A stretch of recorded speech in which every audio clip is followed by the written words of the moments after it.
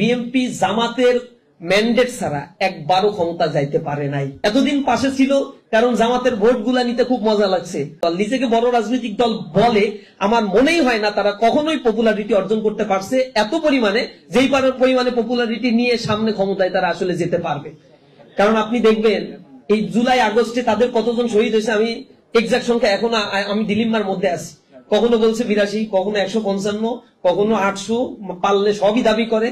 এরপরে কয়েকটা তালিকা 155 কত তালিকা প্রকাশ করছিল, সেখানে আবার দেখছে শিবিরেরও কয়েকটা তালিকা চলে আসছে, আবার করছে ডিলেট। এর আগাও নাই মাথাও নাই, সুসংগঠিত ভাবে তাদের একটা তালিকা তারা এখন পর্যন্ত প্রকাশ করতে পারে নাই তাদের আসলে লিগাল কয়জন শহীদ হয়েছে।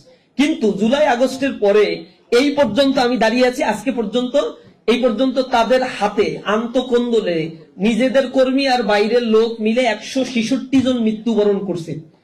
তো আর কয়দিন নির্বাচনের তো এখনো খেলা শুরু হয় নাই, এখনো তাদের ক্যান্ডিডেট ঘোষণা দেওয়ার পরে বারবার বসতেছে যে মারামারি করো না আল্লাহর রাস্তায়, নির্বাচনের বৈতরণী পার হয়ে এরপরে যা করার করো, তখন তো নিজেদের মতো করে সব এদিক ওদিক করে নিতে পারবো, কিন্তু এর আগে কিছু করো না। কিন্তু এরা শুনবে না, কারণ এটা ক্ষমতা লোভী একটা জাতি। ক্ষমতাই যদি না পায় তো দল কি করবে? তারা দেশের জন্য কিছু করে না।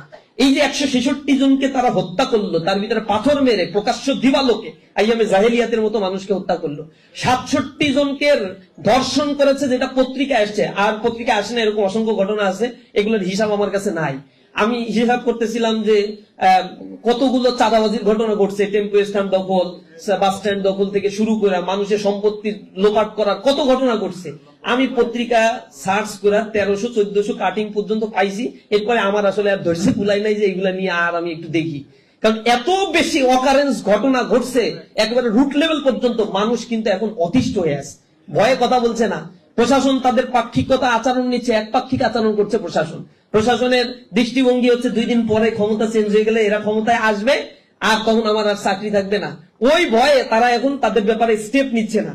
কিন্তু আমরা বারবার প্রশাসনকে বলছি যে আগের দিন নাই, জুলাইয়ের আগের বাংলাদেশ, 90-এর রাজনীতি আর 2025-এর রাজনীতি, 2024 পরবর্তী রাজনীতি আর এক হবে না। সুতরাং টিকে থাকতে হলে তোমাকে মানুষের মতো আচরণ করতে হবে। তুমি আগের মতো ফ্যাসিবাদী আচরণ করবা। কোরআনের প্রোগ্রামগুলো হচ্ছে, আওয়ামী লীগও এত দ্রুত এত বড় স্টেপ গুলো নেয় নাই। তারা মাহফিলে বাধা দিচ্ছে, তারা এই যে আমাদের নোয়াখালী এরপরে ওই অঞ্চলগুলোতে মসজিদের ভিতরে আমাদের ভাইদেরকে রক্তাক্ত করছে। গতকাল আজকেরও ঘটনা দেখলাম, আমাদের বোনেরা কোরআনের তালিম করে সেখানে গিয়ে তারা বাধা দিচ্ছে। এরা এখন কোরআনেরও গণশত্রুতে পরিণত হয়েছে। এটা লজ্জাজনক বিষয়।